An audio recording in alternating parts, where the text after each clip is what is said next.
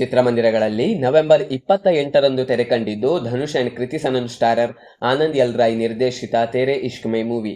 ಇದರ ಸ್ಟೋರಿಯ ಬಗ್ಗೆ ಹೇಳುವುದಾದಲ್ಲಿ, ದೆಹಲಿಯ ಕಾಲೇಜ್ನಲ್ಲಿ ಆಂಗರ್ ಮ್ಯಾನೇಜ್ಮೆಂಟ್ನ ಮೇಲೆ ಥೀಸಸ್ ಅನ್ನು ಕಂಪ್ಲೀಟ್ ಮಾಡ್ತಾ ಇರುವಂತಹ ಮುಕ್ತಿ ಪ್ಲೇಡ್ ಬೈ ಕೃತಿಗೆ ಆಂಗರ್ ಇಶ್ಯೂಸ್ ಅನ್ನು ಹೊಂದಿರುವಂತಹ ಶಂಕರ್ ಪ್ಲೇಡ್ ಬೈ ಧನುಷ್ ಸಿಗ್ತಾನೆ.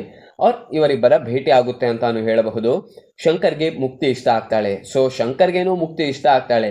ಆಕೆಯ ಮೇಲೆ ಈತನಿಗೆ ಲವ್ ಆಗುತ್ತೆ. ಆದರೆ ಆಕೆಗೂ ಅಂದ್ರೆ ಮುಕ್ತಿಗೂ ಶಂಕರ್ ಇಷ್ಟ ಆಗ್ತಾನ, ಆಕೆಗೂ ಈತನ ಮೇಲೆ ಲವ್ ಆಗುತ್ತಾ? ಶಂಕರ್ಗೆ ಇದ್ದಂತಹ ಆಂಗರ್ ಇಶ್ಯೂಸ್ಗಳು ಸಾಲ್ವ್ ಆಗುತ್ವಾ? ಆತ ಸರಿ ಹೋಗ್ತಾನ, ಅಂದ್ರೆ ಆತ ಸರಿ ಆಗ್ತಾನ ಇಲ್ಲ ಮತ್ತು ವಾಯ್ಲೆಂಟ್ ಆಗ್ತಾನ? ಸ್ಟೋರಿಯಲ್ಲಿ ಮುಂದೆ ಏನಾಗುತ್ತೆ, ಯಾವೆಲ್ಲ ಟ್ವಿಸ್ಟ್ ಅಂಡ್ ಟರ್ನ್ಸ್ಗಳೊಂದಿಗೆ ಈ ಮೂವಿ ಹೇಗೆ ಕಂಟಿನ್ಯೂ ಆಗುತ್ತೆ, ಅಂಡ್ ಶಂಕರ್ ವಾಯುಸೇನೆಗೆ ಹೇಗೆ ಹೋಗ್ತಾನೆ ಅವ್ರು ಸೇರ್ತಾನೆ, ಅಂಡ್ ಫೈನಲಿ ಇದು ಹ್ಯಾಪಿ ಎಂಡಿಂಗ್ ಅನ್ನು ಹೊಂದಿದ್ಯಾ ಇಲ್ವಾ, ಅಂದ್ರೆ ಇದರ ಎಂಡಿಂಗ್ ಹ್ಯಾಪಿ ಎಂಡಿಂಗ್ ಆಗಿರುತ್ತಾ ಇಲ್ಲ ಬೇರೆ ಏನಾದ್ರೂ ಡಿಫ್ರೆಂಟ್ ಆಗಿರುತ್ತಾ ಎನ್ನುವುದನ್ನೆಲ್ಲ ನೀವು ಸಿನಿಮಾದಲ್ಲೇ ನೋಡಿ ತಿಳಿದುಕೊಳ್ಳಬೇಕು. ಟ್ರೈಲರ್ನಿಂದ ಫಿಲ್ಮ್ನ ಅಂದ್ರೆ ಈ ಮೂವಿಯ ಸ್ಟೋರಿ ಅರ್ಥಾತ್ ಕಥೆ ಹೇಗೆ ಇರುತ್ತೆ ಆರ್ ಇರಲಿದೆ ಅಂತ ಹೇಳಲಿಕ್ಕೆ ಬರಲ್ಲ, ಆಗುವುದೂ ಇಲ್ಲ.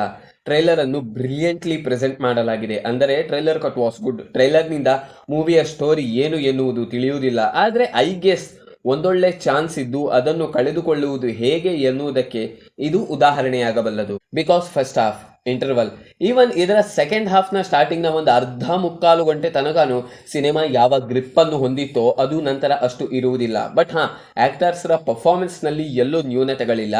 ಧನುಷ್, ಕೃತಿ, ಈವನ್ ಸೈಡ್ ಕ್ಯಾರೆಕ್ಟರ್ ಸಹ ತಮ್ಮ ತಮ್ಮ ಪಾತ್ರವನ್ನು ಉತ್ತಮ ರೀತಿಯಲ್ಲೇ ನಿಭಾಯಿಸಿದ್ದಾರೆ ಎಂದರೆ ತಪ್ಪಾಗಲಿಕ್ಕಿಲ್ಲ. ಅಂಡ್ ಇದರ VFX, BGM and music, songs ಎಲ್ಲ ಸಹ ಬೆಟರ್ ಆಗೇ ಇದೆ. ಓವರ್ ಆಲ್ ಆಗಿ ಹೇಳುವುದಾದಲ್ಲಿ it's just one time watch movie for me.